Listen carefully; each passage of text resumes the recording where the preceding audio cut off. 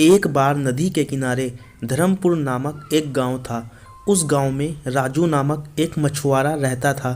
राजू सीधा साधा और ईमानदार व्यक्ति था, किंतु उसकी पत्नी एक चालाक और लालची स्त्री थी। राजू की आयु लगभग 50 साल की थी, किंतु दरिद्र तथा चिंता ने उसे समय से पहले ही बूढ़ा कर दिया था। राजू सुबह होते ही अंधेरे में जाल लेकर नदी की ओर निकल जाता और शाम ढलने पर वापस आता था। वह सारा दिन नदी में जाल डाले बैठा रहता। उसके पास शाम होने तक कुछ मछलियां इकट्ठी हो जाती थी, जिन्हें बेचकर वह अपनी गृहस्थी की गाड़ी खींचता रहता।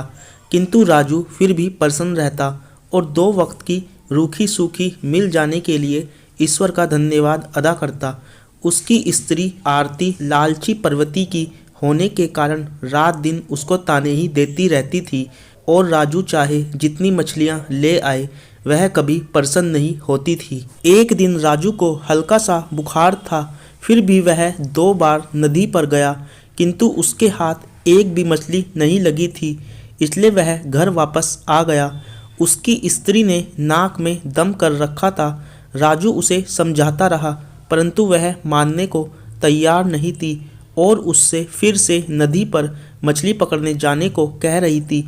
अंत में उसे नदी में फिर से जाना पड़ा। वह बहुत देर तक नदी में जाल डालकर बैठा रहा, किंतु इस बार भी कोई मछली नहीं फंसी। निराश होकर वह जाल खींचने ही वाला था कि उसे अपना जाल कुछ भारी सा प्रतीत हुआ। उसने जल्दी जल्दी उसे खींच लिया। उसने देखा कि उसके जाल में एक छोटी सी सुंदर मछली फंसी हुई है। उसका रंग चांदी के समान चमक रहा था। मछुआरे को उस मछली पर बड़ा प्यार आया और उसे जाल में से निकालकर प्रेम पूर्वक उसकी पीठ पर हाथ फेरने लगा। छोटी सी मछली राजू से बोली, हे मछुआरे, मुझ पर दया करो और मुझे छोड़ दो।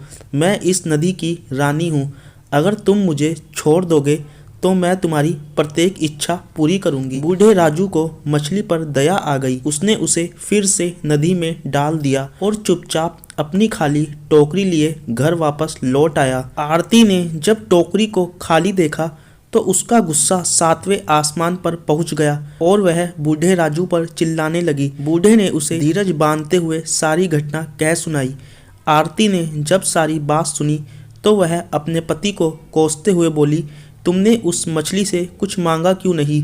जाओ अभी फौरन जाकर मछली से कुछ खाने पीने का सामान मांगकर ले आओ। बूढ़ा राजू ना नुकुर करने लगा तो वह खूब जोर से चिल्लाने लगी। हार कर राजू मछुआरा उल्टे पांव लौट गया। नदी पर पहुंचकर वह तेज आवाज में बोला, हे नदी की रानी मछली, तनिक बाहर आकर मेरी विनती सुन लो। तुरंत ही नदी की लहरों में बिल खाती छोटी सी सुंदर मछली नदी के तट पर आ पहुंची। बूढ़ा मछुआरा राजू उसे प्रणाम करके बोला, हे मछली रानी, मेरे घर खाने को कुछ नहीं है, कृपया मुझे खाने के लिए कुछ सामान दे दो। मछली ने राजू से कहा, अभी तुम घर जाओ, मैं वहीं भिजवा दूंगी। इतना कहकर मछली फिर से नदी की लहरों में ओझल हो गई। मछुआरा राजू जब घर पहुंचा तो घर के बाहर खाने पीने की ढेरों चीजें रखी हुई थी। उसने अंदर से अपनी पत्नी को बुलाया। दोनों ने मिलकर सारी चीजें घर के अंदर रखी। बूढ़ा राजू इस काम को अभी खत्म भी ना कर पाया था कि उसकी पत्नी आरती फिर से बोली, सुनो जी, केवल खाने पीने की वस्तुओं से क्या होता है?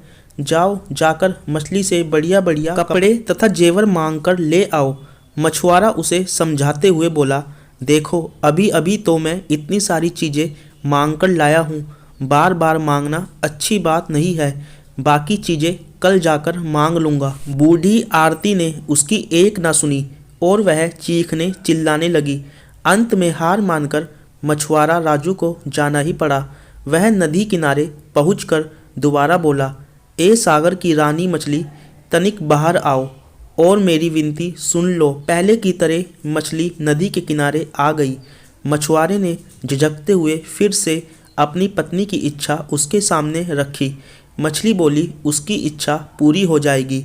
मछुआरा जब अपने घर वापस लौटा तो उसने देखा कि उसकी बूढ़ी पत्नी सुंदर वस्त्राभूषण पहने सजी धजी बैठी हुई थी। बूढ़े राजू को देखते ही वह बोली, सुनो जी, ये कपड़े तथा जेवर पहनकर मैं इस झोपड़ी में रहती हुई अच्छी नहीं लगती। तुम कल सुबह जाकर मछली से रहने के लिए एक महल मांग लेना। बूढ़ा राजू चुपचाप उसकी बात सुनता रहा। सुबह होते ही बूढ़ी आरती ने मछुआरे को बिना कुछ खिलाए पिलाए नदी पर भेज दिया। मछुआरा राजू ने फिर से मछली को याद किया। जब वह आई तो बूढ़ा राजू बोला, हे नदी की रानी, मेरी पत्नी झोपड़ी में रहते हुए बहुत दुख झेल रही है, इसलिए उसके रहने के लिए एक महल की ज़रूरत है। यह इच्छा भी पूरी हो जाएगी। इतना कहकर मछली नदी की लहरों में ओझल हो गई। बूढ़ा राजू जब घर लौटा तो उसने देखा कि उसकी झोपड़ी के स्थान पर वहाँ एक महल खड़ा है और बूढ़ी आरती उसके अंदर सजी धजी बैठी है। वह बहुत खुश दिखाई दे रही थी। कुछ दिन इसी प्रकार बीत गए। अब लालची बुढ़िया का लालच फिर सिर उठाने लगा। एक दिन वह सुबह सुबह मछुआरे राजू से बोली, मैंने दिन रात काम करते हुए अपना सारा जीवन बिता दिया।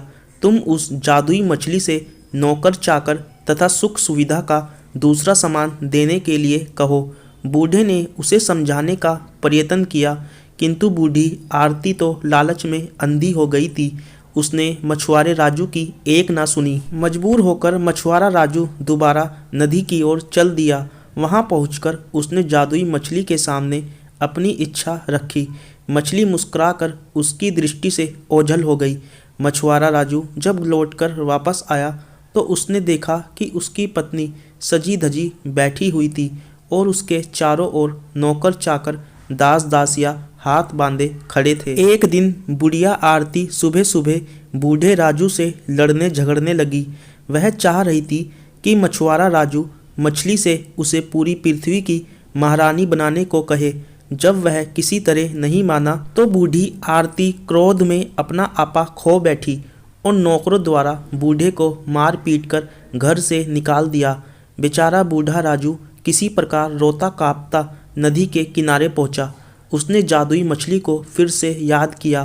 किनारे पर आते ही जादुई मछली ने पूछा, कहो बूढ़े मछुआरे, अब तुम्हारी स्त्री को किस चीज़ की इच्छा है?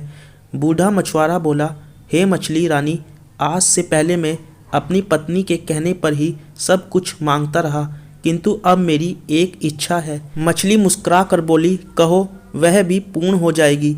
बूढ़ा मछुआरा बोला, मेरी तो बस इतनी सी ही इच्छा है कि तुम अपना धन दौलत, नौकर चाकर, महल सब वापस ले लो। मुझे तो बस मेरी पहली वाली झोपड़ी तथा जाल चाहिए।